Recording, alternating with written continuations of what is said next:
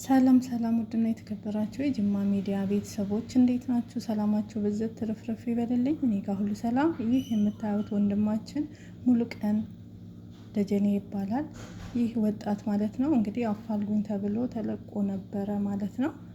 አፋልጉኝ ከተለቀቀ ከስንተኛው ቀን በኋላ ህይወቱ አልፎ ነው የተገኘ። በጣም ያሳዝናል።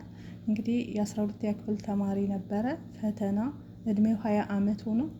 ፈተና ላይ ነበር ማለት ፈተና ደርሶብኛል ብሎ ቤት ውስጥ ሲጨናነቅ ምናምን ነበረ። እናት እንደምትናገረው ራሱን እየነቀነቀ ሚሴጅ እያየ ምናምን ስልኩ ላይ አንዳንድ ነገር እየሆነ ነበር። ከዛ መብራት ጠፋ። መብራት ሲጠፋ ጊዜ በቃ ዋይፋይ ሲቋረጥ ሄጄ ላይብረሪ አጥናለሁ ብሎ ደፍተሩን ይዞ ሄደ። የሚያጥና ይዞ ማለት ነው፣ ቦርሳ ይዞ ሄደ።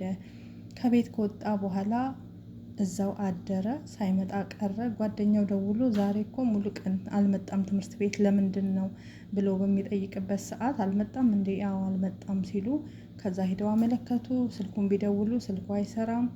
በመጨረሻ ላይ እንግዲህ ኤካ ማለት ነው ጫካ ውስጥ ነው ራሱን አጥፍቶ ተገኘ ብለው እነሱ ቤተሰብ አላዩም። ይሄንን ነገር በፎቶ ብቻ ራሱን አጥፍቶ ተገኝቷል ይሄ ልጅ ተብሎ ነው እንግዲህ በጣም በሚያሳዝን ሁኔታ እስከነ ልብሱ ተቀብሮ ምናምን እንዴት ምርመራ ሳይደረግ ቤተሰብ እንትን ሳይል ደግሞ እዛ ቦታ ላይ ፖሊስ ሳይደርስ ማን አወረደው ምን አደረገው? እና በጣም ያሳዝናል። ቤተሰብ እንግዲህ እያሉ ያሉት ስልኩም አልተገኘም፣ የያዘውን ቦርሳም አልተገኘም፣ ላይብረሪም አልገባም። በኋላ ላይ ግን ከስልክ ከቆይታ ጋር የሆነ ሰውዬ ጋር ሲደዋወል እንደነበረ ቴሌ ላይ የወጣ መልእክት ምናምን አለ ማለት ነው። ከሌላ ሰው ጋር እዚህ ቦታ እንገናኝ፣ ሰሚት ፍየል ቤት አካባቢ እንገናኝ ምናምን የሚባል ሜሴጆች ወጥተዋሉ። እንግዲህ ከጠፋ በኋላ ነው ማን ህይወቱን ያጥፋው ማን ያደረገው እርግጠኛ አይደለም። አባት እናት እውነቱን አውጡልን የልጄን እያሉ ነው። እስኪ አዳምጡት እናንተም። በጣም ያሳዝናል። ትውልድ እያለቀ ነው። እንግዲህ ሰሙት። እኛም ግራ ገብቶናል። ማለትም በ22 ህዳር 22 ነው ከቀኑ 6 ሰዓት አካባቢ ነው። አጋጣሚ መብራት ጠፋ። መብራት ስጠፋ ዋይፋይ ሲቋረጥበት በቃ እዛው ላጥና ብሎ ላይብረሪ ይገባለሁ ምናምን ብሎ ከቤት ወጣ። 6 ሰዓት አካባቢ ከቤት ወጣ። ስልኬን ዘግቶብኛል አለ። በዛው በቃ እዛ ገባለሁ ብሎ ሄደ። ወጣ፣ ሰላም ብሎን ወጣ። እናቱንም ቻው ምናምን ብሏት ነው የወጣው። እኔ ራሴ አጋጣሚ የቤት ውስጥ ነበርኩኝ። እንዴ ሰላም አትለኝም እንዴ ምናምን ስለ ሰላም እያልኩ እኮ ሰላም እያለሁ እኮ ምናምን ብሎ ሳቅ ብሎ ቦርሳውን ይዘው ወጣ።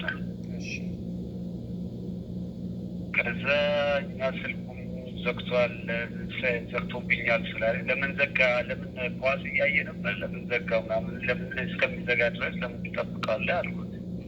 አይ ዘግቶብኝ አይደለም ኳስ እያየሁ አይደለም የዘጋብኝ ምናምን ብሎ ዝም መሰለኝ ዝም አልኩት። ከዛ ወጣ፣ እዛው ሄደ። ለካ እሱ እዛም አልገባም ዶርምም አልገባም ነው የሚባለው። የዛን ቀን አልገባም፣ ወደ አልገባም። በዛው አደረ። በነጋታ ጓደኛ አብሮ ዶርም የሚያድሩ እና አብሮ የሚማሩ ልጅ ነበረ። እሱ ደውሎ ለእናቱ ይነግራታል። አልመጣም ብሎ ምንድነው ሙሉቀን ዛሬ አላገኘሁም ማለት በቃ በዛው መጥፋቱ ተረጋገጠ። እኔ አልነበርኩም ቤት በጊዜው ስራ ቦታ ነበርኩኝ። የት እንደገባ አይታወቅም። ከዛ ብዙ ቦታ መለከት ነው። እንደገና እናትየዋ ደግሞ ስትናገር እየተጨናነቀ ነበር ነው ይጨነቅ ነበር። ሞባይል እያየ ይጨነቅ ነበር። የሆነ እያነበበ ነበር። ምን እንደሆነ ሚሴጅ ነገሮች እያነበበ ነው የምትለኝ። እኔ ራሴ አይቼዋለሁ። ይጨናነቃል ትለኛለች። አሁን ከጊዜ በኋላ ላይ ሰማሁት። አሁን ይሄ ደግሞ ፈተና ደረሰ። ፈተና ስደርስ አንዳንድ ጊዜ እንትን እላለሁ። ጎበዝ ተማሪ ነው። ምንም ወጣለት ነገር የለም። በጣም ጎበዝ ነው። ከመስራቱ በፊት በቃ ኤክስ እንኳን ሲገባበት በቃ ገብቶ ነው ይሄ ኤክስ ነው ብሎ ነው ማንም ሳይነግረው ራሱ እንዴት ነው የተሳሳትኩት ምናምን ብሎ እንትን እላለሁ። በቃ ያውቀዋል። አሁን ፈተና ሲደርስ 2 ፈተና አንድ ላይ ያደረገበት እሱን ላጥራ በቃ አንድ አስተማሪ 2 ፈተና አንድ ላይ ያደራረበበት ምናምን እያለ እሱ ነው ያሸወደኝ ምናምን እያለች ነው እንጂ ሜሴጆች እንደሚጻፉ አይነት ነገር ነው። ሞባይሉን እያየ ራሱን እየነቀነቀ ያዝናል ያለች በቃ ያስገድደው ነገር ይኖር አይኖር ምንም የማውቀው ነገር የለም። ያስገድደው ነገር ግን ያለ ይመስለኛል። ምክንያቱም ሜሴጆች አሉ። ስልኩንም አውጡልን ብለናቸዋል። ስልኩንም ሊያወጡልን አልቻሉም። ከዛ በተከታታይ ፖሊስ ጣቢያ ነበር እየተመላለስ ያላመለከትነው 11 ክፍለ ከእንደዚህ አይነት አደጋ እግዚአብሔር ይጠብቃችሁ፣ ቤተሰቦችን የሚያጽ መጥፋቱን አስታወቅ ነው። ከዛ በኋላ የለም ተባለ። ፖሊስ ጣቢያ ተፈለገ፣ የለም ተባለ። እኔም እንትን ሄድኩኝ፣ ፌዴራል ፖሊስ ሄድኩኝ። ፌዴራል ፖሊስ ስልኩ ይታይልኝ አልኩት። ስልኩ ታየ። እስከዚህ እስከ 22 እስከ 23 ይሰራ ነበር አሉ። ከዛ በኋላ ወዴት እንደወደቀ አልታወቀም ተባለ። ፖሊስ ኮሚሽንም እዚህ እንትንም ሄድ ሶስተኛ መረጃዎችንን እንትን ብንላቸው በቃ ምንም ነገ ዛሬ ምናምን እያሉ በጣም ቆዩብን። እንዴት እንደሆነ አናውቅም። በቃ በዚህ እያለ በ13 ባለቤቴ ሄደች። ለሰኞ ተቀጠረ። አርብ ደን ነበር። ለሰኞ ተቀጠረ። ሰኞ ሄድ ሰኞ ስንሄድ ሰኞ ሄደች እሷ። ሰኞ ስትሄድ ፎቶ ይዛ ሄደች። አጋጣሚ በዚህ ፎቶ እንኳን መውጣት የሚችል ላለው ፎቶውን እስካን ሲያደርጉ የእሱ ፎቶ ተመዝገ ወጣ። እንደተሰቀለ አይነት ነገር ፎቶ አዩት መሰለኝ። መጨረሻ ላይ ፎቶውን እነሱ አረጋገጡት። በቃ መሞቱ ተረጋገጠ። እኔም በነጋታው ሄድኩኝ። ጫካ ውስጥ መንገድ የማያውቅ ልጅ መንገድ አያውቅም። 6 ኪሎ የት እንደሆነ አያውቅም። አብሮት እንትን የት እንደሆነ አያውቅም። ከሚገርም ነገር አብሮት ቤተ መጽሐፍ አብሮት መጽሐፍ ቤት 4 ኪሎ ያለውን እነሱን እየጠየቁ ነው። እንደውም እየሳቁበት ስሩ ካለታወቁም እንደ እያልኩ እየሳቁበት የነበረ ልጅ ነው። እንግዲህ አሁን ይህ ከምናምን ጫካ ውስጥ ደግሞ ተሰቀለ የሚባለው ተሰቅሎ ነው ያገኘ ነው ብሎ ነው እንግዲህ ነገ ያሳዩት ፎቶ እስከዚህ ድረስ ነው። በትምህርቱ ደግሞ በጣም ጎበዝ ታታሪ። እኛም የተናገርነው ነገር የለም ከኔ ጋር እንደውም ብዙ እኔ ንግግር ራሱ የለኝ ብዙ አልናገርም። መጨቃጨቅ ምናምን አልወድም ከልጆች። እንግዲህ በጣም በሚያሳዝን ሁኔታ እንደሰማችሁት ነው። መንገደለው ማንገደለው ይሄን ወጣት ይሄን ህፃን ገና የ20 ዓመት ታዳጊ የ12ኛ ክፍል ተማሪ በጣም ጎበዝ ተማሪ እንደሆነ አባት እየተናገሩ ነው። በጣም ነው ቅስም የሚሰብረው፣ በጣም ነው ልብ የሚያመው እንደሰማችሁት ማለት ነው። ህይወት እንደዚህ ናት። እንግዲህ ማንን ህይወቱን እንዳጠፋው የዚህን ልጅ አይታወቅም። መጨረሻ ላይ ግን የተገኙ ሜሴጆች እንዳሉ ነው እየተናገሩ ያሉት። እነዛ ሜሴጆች ደግሞ እንግዲህ ፖሊስ ገና ምርመራ እያደረገ ነው። እውነቱ ተረጋግጦ አልወጣም ማለት ነው።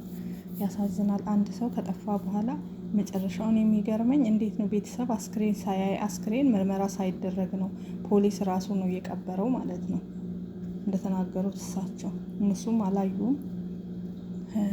ከባድ ነው። እንዴት አንድ ሰው ቤተሰብ ሳያይ እንዴት ነው የሚቀበረው? እና ሄጄ አየሁት። ፊቱና ልብሱን የተቀበረበትንም እስከ ኮቱን የተቀበረ አየሁት አሉ። ያሳዝናል በጣም እንዴ! ወላጆች እንዴት ሳይሰሙ ሌላ ነገር አለ ይሄ ከጀርባው እንጂ በስነ ስርዓት ይሄ ልጅ እንደዛ ራሱን አድርጎ በፍጹም አይደለም የሚያደርግም አይደለም እያሉ ናቸው።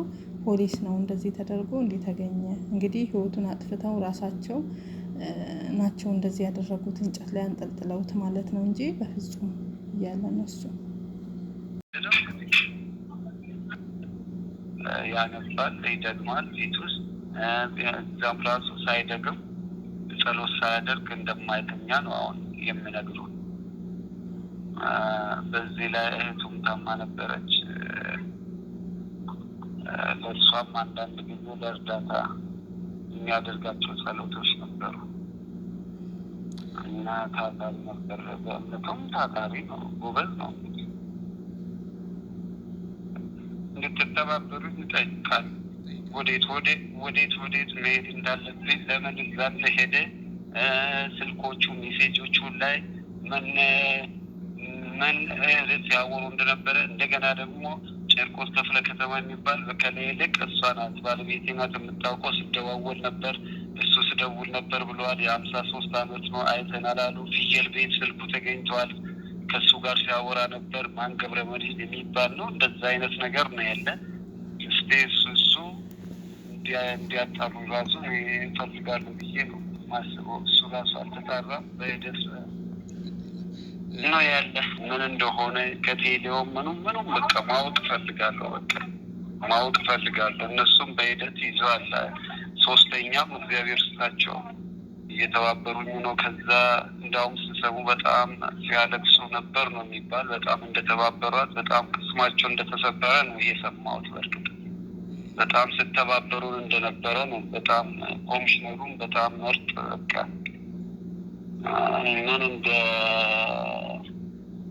ምን ተፈጥሮ እንደሸፈነባቸው አላውቅም እንጂ እዛው እየተመላለስ እሱ መቀበሩን ይሄ ራሱ በቃ ጥያቄ ራሱ ፈጥሮብኛል እንዴት እንደሆነ። በቃ እዛው ቀን በቀን እየተመላለስን ነው። በቀን በቃ አንዳንዴ የሆነ ብርም ተበልቻለሁ። የሆነ አሰስቶኝ እውነት መስሎን ወደ 14,100 ብር ራሱ ተበልተናል። ይሄ እየደወሉ እኛ ጋር አለ የሚሉት አዘናል እንደሰማ